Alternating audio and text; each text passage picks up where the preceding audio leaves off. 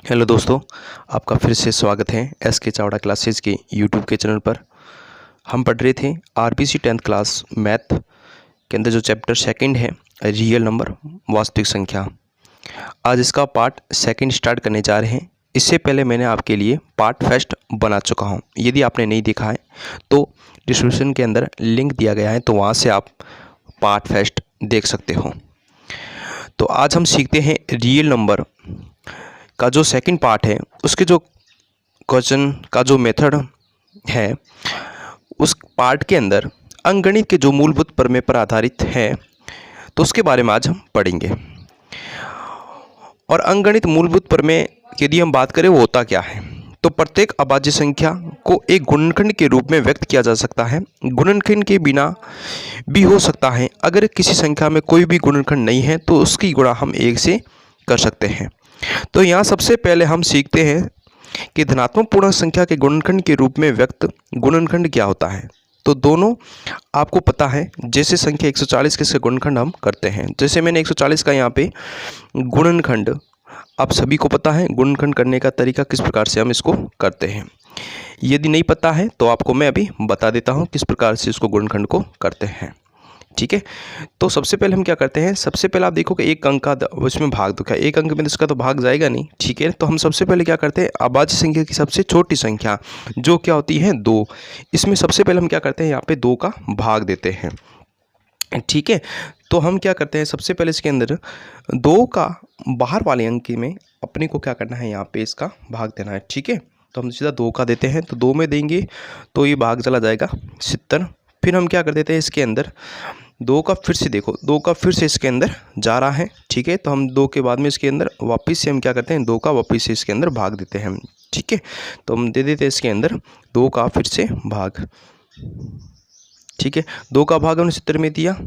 ठीक है, ये कितनी बार चला गया, 35 बार। ठीक है, अब देखो हम आगे यदि बात करें, 2 में ये वापस नहीं जा रहा है। ठीक है, और 2 के बाद में देखें तो 3 में भी नहीं जा रहा है। ठीक है, 3 में भी नहीं जा रहा, तो हम सीधा क्या आते हैं, 4 में यदि बात करें तो 4 में भी इसका भाग नहीं जा रहा है।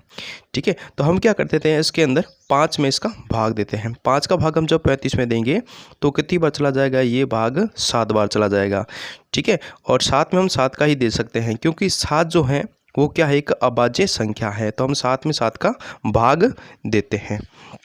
अब देखो हमारे सामने क्या बन गया, एक अभाज्य गुणनखंड के अंदर ये खंड आपको जो दिख रहे हैं उस प्रकार से मिल गए। तो इसको हम किस प्रकार से लिख सकते हैं, 140 बराबर 2 × 2 × 5 × 7। ठीक है, इस प्रकार से लिख सकते हैं। इस 140 संख्या को हम वृक्ष में किस प्रकार से दर्शाते हैं, इसको कभी कभार एग्जाम में हमको इसको एक वृक्ष के रूप में भी दर्शाना पड़ सकता है। तो इस वृक्ष को हम किस प्रकार से आपको इस वृक्ष के रूप में भी बताना, आपको समझा देते हैं कि इसे वृक्ष के रूप में किस प्रकार से लिखा जाता है। तो 140 जो संख्या है, 140 वाली संख्या को हम क्या कर देते हैं, इसको एक वृक्ष के रूप में लिख देते हैं। अब हमने जो भाग दिया है किसका दिया है, 2 का दिया है, तो हम इसमें देते हैं 2 का भाग। ठीक है, 2 का भाग आगे देने के बाद अपने को क्या करना है, इस बॉक्स के अंदर अपने को क्या करना है, जो अपने भाग दिया कितनी बार चला गया था, 70 बार। ठीक है, फिर वापस हमने क्या दे दिया, यहाँ पे 2 का फिर से भाग देते हैं, तो ये चला गया इसके अंदर 35 बार। ठीक है, फिर से हमने इसको इस प्रकार से लिखना है, 5 का दिया, फिर 5 का भाग हम इसमें देंगे इसके अंदर 7 बार। ठीक है, अब अपने को इस एक को लिखने की जरूरत नहीं है, जो हमने एक जो है उसको लिखने की जरूरत नहीं है, जो वापस आपने 7 है उसका लिखने की अपने को कोई ज़रूरत नहीं है, तो इसको हम छोड़ देते हैं। ठीक है, तो हम इसको उसी प्रकार से लिख देते हैं।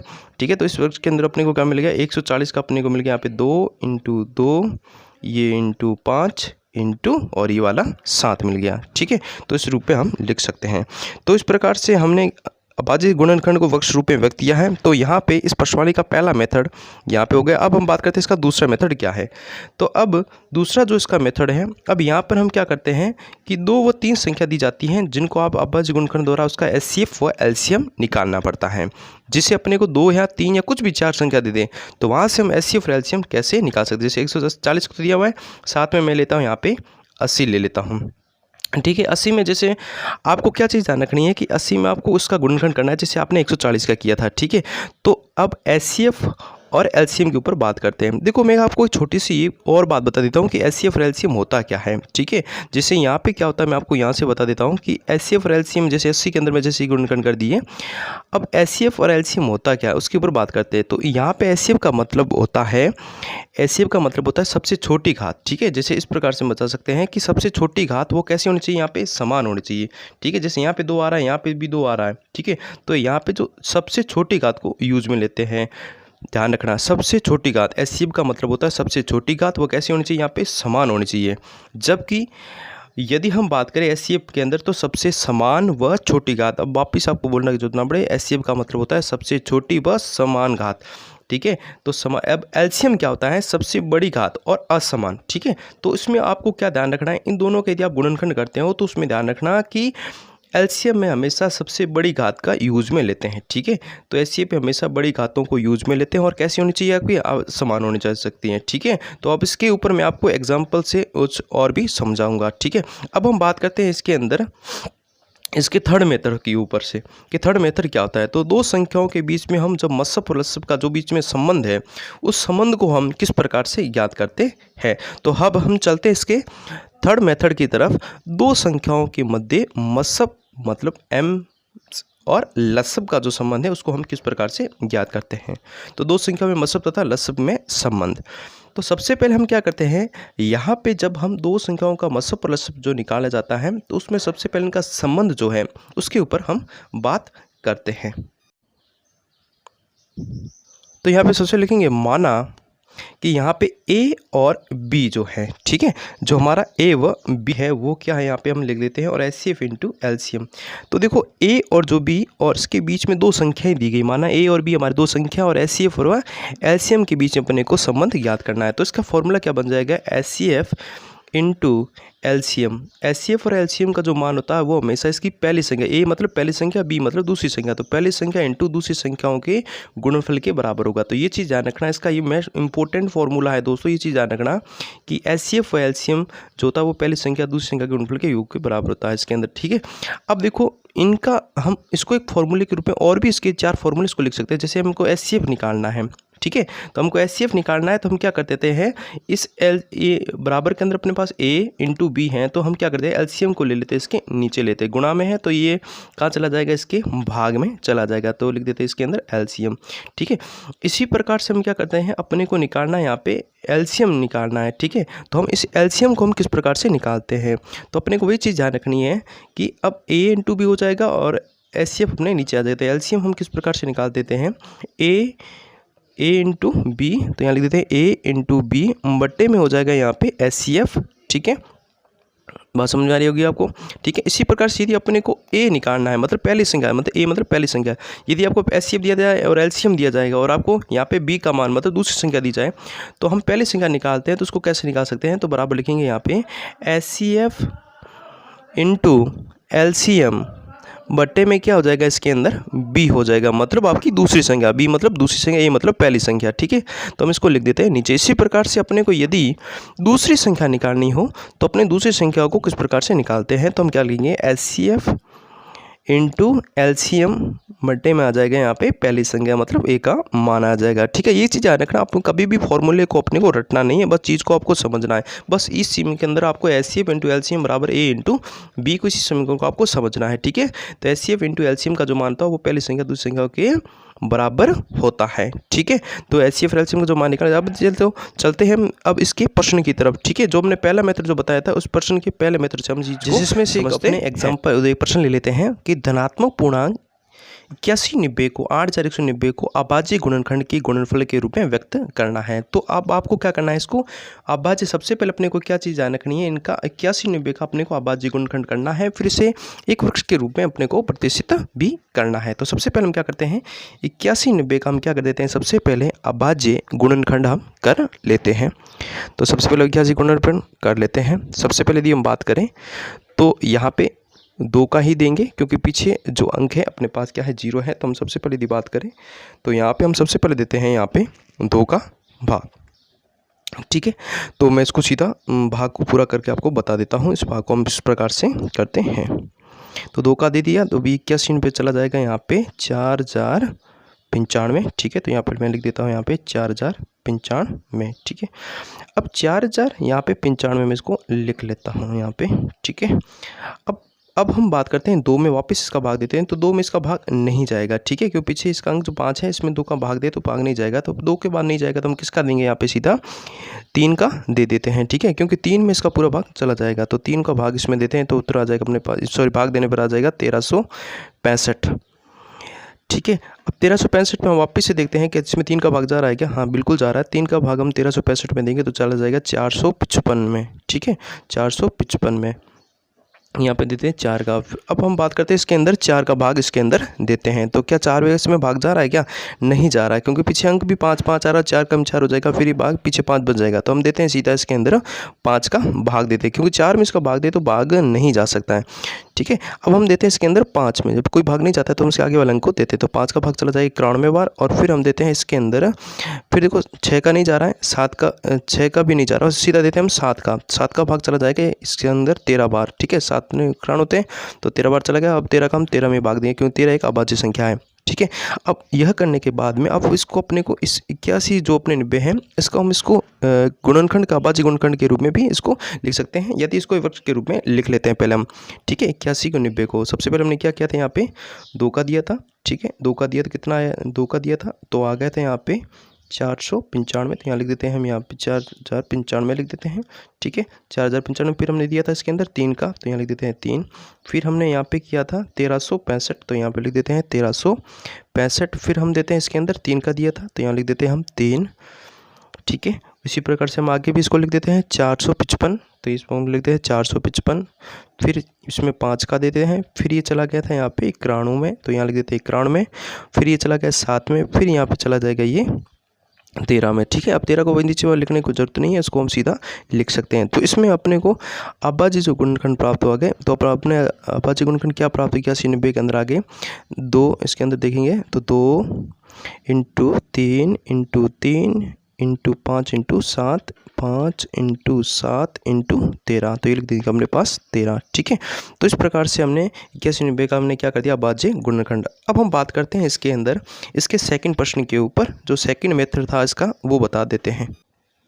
अब हम बात करते हैं इसके सेकंड मेथड के ऊपर। देखो अभाज्य गुणनखंड विधि द्वारा 144 180 और 192 का अपने को एचसीएफ व एलसीएम ज्ञात करना है। तो सबसे पहले अपने को क्या करना पड़ेगा, 144 180 और 192 का सबसे पहला अभाज्य गुणनखंड करना पड़ेगा। उसके बाद अपने को क्या करना है, यहाँ पे एचसीएफ व एलसीएम ज्ञात करना है, ठीक है। तो इसको सबसे पहले हम क्या कर देते हैं, यहाँ पे 144 180 और 192 का अभाज्य गुणनखंड कर लेते हैं। सबसे पहले चीज़ को अपने को ध्यान देना है, ठीक है, जैसे अपने को प्रश्न में दिया गया है, ठीक है। तो सबसे पहले हम कर देते हैं यहाँ पे 144 का अभाज्य गुणनखंड, फिर हम कर देंगे यहाँ पे 180 का, फिर यहाँ पे 192 का, ठीक है। तो इनको हमें सबसे पहले एक गुणनखंड करके आपको बता देता हूँ, फिर इसके अंदर अपने को यहाँ पे वर्ग के रूप में लिखेंगे इसको, ठीक है। तो सबसे पहले हम क्या करते हैं, यहाँ पे 144 का गुणनखंड यहाँ पे कर बताते हो आपको कच्चे पेज के ऊपर, यहाँ पे रफ कार्य के ऊपर लिख देता हूँ, यहाँ पे 144 के ऊपर। तो यहाँ पे 2 का देंगे, फिर ये चला जाएगा 2 का भाग इसमें चला जाएगा 7 दूनी हो जाएगा 72, ठीक है। तो चला 72 चला जाएगा। अब वापस देते हैं 2 का फिर से देंगे तो ये चला जाएगा यहाँ पे 36। फिर यहाँ पे 2 का फिर से जा रहा है तो हम देते हैं यहाँ पे 2 का फिर से देंगे तो आएगा यहाँ पे 18। फिर 2 का देते हैं, फिर यहाँ पे आएगा 9।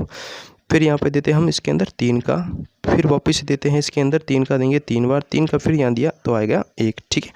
तो अपने पास समूह बन गया है, तो हम इसको एक रूप में लिख देते हैं। तो क्या आएगा 2 into 2 into 2 into 2 into 3 into 3।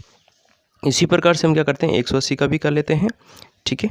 180 का भी हम इसका बस गुणनखंड कर लेते हैं। 2 क्या किया, फिर आया 90, फिर 2 का किया 45, फिर 2 का किया 15, फिर यहाँ पे आ गया 15, फिर हम 3 का देंगे यहाँ पे, फिर आ गया यहाँ पे 5, फिर यहाँ बाहर से 5 दिया, फिर आएगा 1, ठीक है। तो अब इसके जोड़े कहते हैं, ये अपने पास जोड़ा बन गया, इसको हम लिख देते हैं। तो हो जाएगा इसके अंदर 2 इंटू, ठीक है, 2 इंटू 2 इंटू 3 इंटू 3 इंटू 5, ठीक है।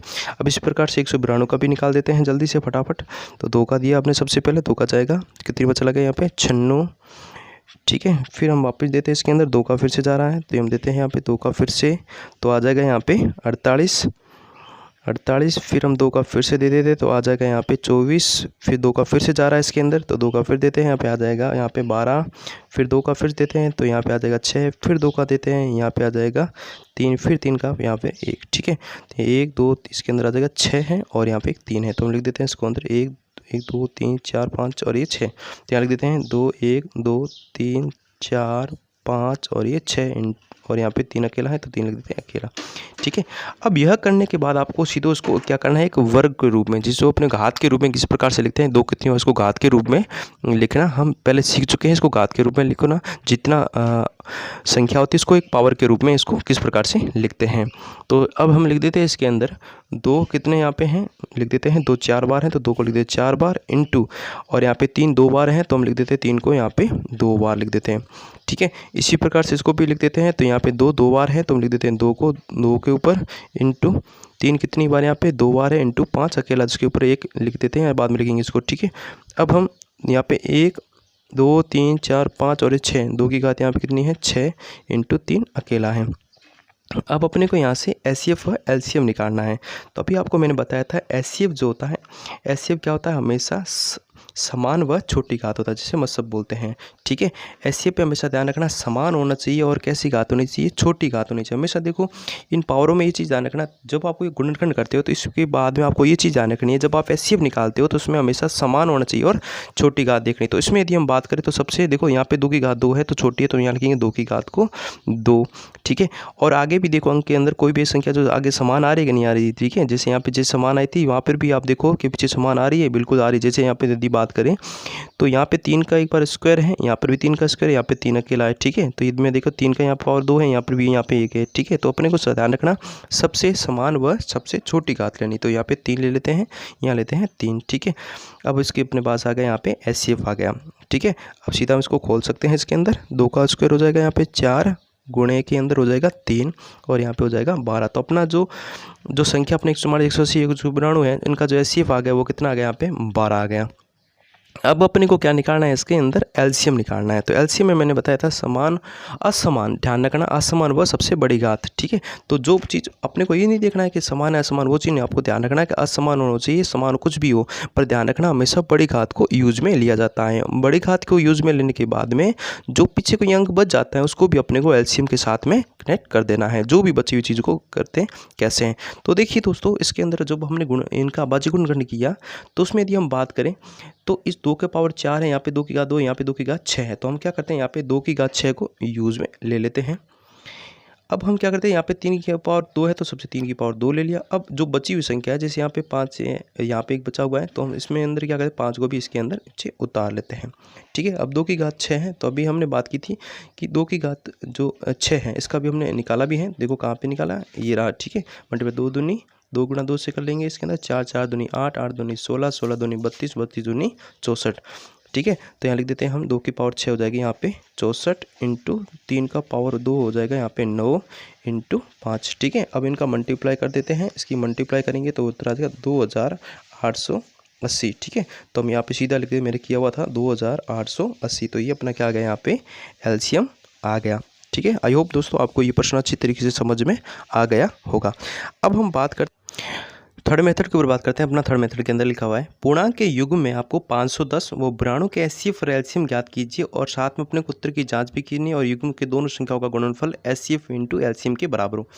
इसका मतलब ये हुआ कि आपको सबसे पहले 510 व विकर्णों का अभाज्य गुणनखंड करना पड़ेगा। जैसे आप अभाज्य गुणनखंड करोगे उसके बाद आपको एचसीएफ और एलसीएम निकालना पड़ेगा। ठीक है, और एचसीएफ और एलसीएम के निकालने के बाद में जो एचसीएफ और एलसीएम का मल्टीप्लाई कर देंगे तो मल्टीप्लाई करने का जो मान आएगा उसका जो अपने युग्म दिया उसका मल्टीप्लाई करेंगे, दोनों का मान यदि समान आता है तो अपना उत्तर राइट होगा। तो हम क्या करते हैं, सबसे पहले 510 व विकर्णों का हम क्या करते हैं, सबसे पहले अभाज्य गुणनखंड करते हैं। तो सबसे पहले 510 का हम अभाज्य गुणनखंड कर लेते हैं। ठीक है, ये चीज़ ध्यान रखना है, चैप्टर के अंदर आपको अभाज्य गुणनखंड आना जरूरी है दोस्तों। 2 का देते हैं, इसमें से कितनी बच लगा 200, 2 का दिया 5, 2 दूनी 4, 2 से हो जाएगा अपने पास में 255। तो यहाँ लिख देते हैं 255। फिर हम देते हैं यहाँ पे 3 का दे देते हैं, 3 का दे देते हैं, यहाँ पे चला जाएगा ये 85 बार, ठीक है। फिर हम यहाँ पे देते हैं, देखो 3 4 में नहीं जा रहा है, अब हम सीधे देते हैं 5 का दे देते हैं। 5 का दिया तो कितनी बार चला जाएगा, 5 17 5 85, फिर 17 का जाएगा, फिर यहाँ पे 1 आ जाएगा। ठीक है। अब इसका जो गुणनखंड 510 का जो गुणनखंड आया वो कितना है, 510 का वो आ गया 2 × 3 × 5 × 17 आ गया, तो 2 × 3 × 5 × 17। अब इसी प्रकार से हम क्या करते थे, 92 का भी इस प्रकार से अभाज्य गुणनखंड कर लेते हैं। ठीक है, जिस प्रकार से 510 92 का हम निकालें, फिर अपने को ध्यान रखना है HCF और LCM भी इसका निकालना है। ठीक है, तो हम सबसे पहले क्या कर देते हैं, यहाँ पे 92 का हम सब अभाज्य गुणनखंड निकाल देते हैं, 92 का भी निकाल देते हैं। यहाँ पे 2 का दिया, फिर यहाँ पे 46, फिर 2 का दिया, यहाँ पे आएगा अपने पास 23, फिर यहाँ पे 23 एक अभाज्य संख्या है तो 23 में 23 का ही जाएगा, तो यहाँ पे आ जाएगा अपने पास 1 आ जाएगा। ठीक है, तो इसका आ गया 2 × 23 आ गया। अब अपने को ध्यान रखना है, इसको अपने को एक घात के रूप में भी लिखना है, तो उसको लिख देते हैं अपने पास। ठीक है, तो यहाँ पे देखो सभी ऊपरवादी पंक्ति में देखें सभी कोई घात समान नहीं है, तो हम इसको जैसे लिखें 2 के ऊपर पावर 1 × 3 के ऊपर पावर 1 × 5 की पावर 1 × 17, क्योंकि सभी एक एक हैं तो उसको एक बार लिखना जरूरी। इसी प्रकार से यहाँ पे लिख देते हैं 2 बार हैं, तो यहाँ लिखेंगे 2 को 2 बार, यहाँ पे लिख देते हैं यहाँ पे 23। अब यहाँ पे इसको भी लिख देते हैं सबसे पहले HCF में मैंने आपको बताया था सबसे समान व छोटी घात यूज में लेनी है, ये चीज़ आप ध्यान रखना। तो यहाँ पे 2 की घात 2 है, यहाँ पे 2 की घात 1 है, तो यहाँ पे हम क्या कर देते हैं सबसे पहले समान व छोटी घात को यूज में लेते हैं। तो यहाँ पे आएगा 2 की घात 1, तो 2 की पावर 1 होता है 2 होता है। ठीक है, ये तो हमने निकाल दिया, HCF निकाल दिया। अब अपने को क्या निकालना है, इसका LCM निकालना है, तो हम यहाँ पे निकाल देते हैं, इसका LCM निकाल देते हैं। ठीक है, तो LCM में मैंने आपको बताया था हमेशा असमान व बड़ी घात समान या असमान भी हो सकती हैं, तो 2 की पावर 2 × जो पीछे बच गया उस सभी को अपने को लेना है, जो भी बचे हैं जैसे बचे उनको सभी को हम एक साथ ले लेते हैं, 3 × 5 × 17 × 23। ठीक है, इनको ले लेते हैं, तो 2 का पावर इसके अंदर पूरा हम इसको सॉल्व कर लेते हैं। जैसे इनको पूरा हम सॉल्व करेंगे तो अपना जो मान आएगा वो मान आ जाएगा यहाँ पे 23,460, ये मैंने पहले से सॉल्व करके रखा था, ये अपना आ गया यहाँ पे LCM। ठीक है, अब अपने को क्या करना है, यह करने के बाद में अब अपने को जो अपने को युग्म दिया है इनका मल्टीप्लाई करना है, फिर हम HCF और LCM के बराबर रखते हैं तो अपने को पता चल जाएगा। तो और उसके बाद अपने को इसकी जाँच भी करनी है, तो अब जाँच करते हैं इसके अंदर। तो अपने को जो युग्म दिया गया है, जो अपने को जो इसका संख्या अपने को जो दी गई है वो दी गई है यहाँ पे 510 × 92, तो इसका सबसे पहले मल्टीप्लाई कर देते हैं। तो 510 का मल्टीप्लाई करते तो आ जाएगा यहाँ पे 46,920। ठीक है, 46,920 आ गया। ठीक है, अब अपने को क्या करना है, HCF × LCM की भी मल्टीप्लाई करनी है। तो HCF अपने पास यहाँ पे है 2 और LCM यहाँ पे अपने पास है 23,460 है, मल्टीप्लाई कर देते हैं, मान आ जाएगा यहाँ पे 46,920। इसका भी मान अपने पास, ये चीज़ ध्यान रखना कि HCF और LCM का मल्टीप्लाई करेंगे उसका जो मान है वो अपनी जो संख्या उसके मान के बराबर आना चाहिए। तो ये तो अपने कर लिया हमने उसकी सत्यता की जाँच। ठीक है दोस्तों, आई होप दोस्तों आपको ये वीडियो अच्छा लगे, तो इसे लाइक कर दीजिए, शेयर कर दीजिए और अपने दोस्तों के साथ भी इसको शेयर करना ना भूलें। तो फिर मिलते हैं इसके नेक्स्ट पार्ट को लेके, तब तक के लिए।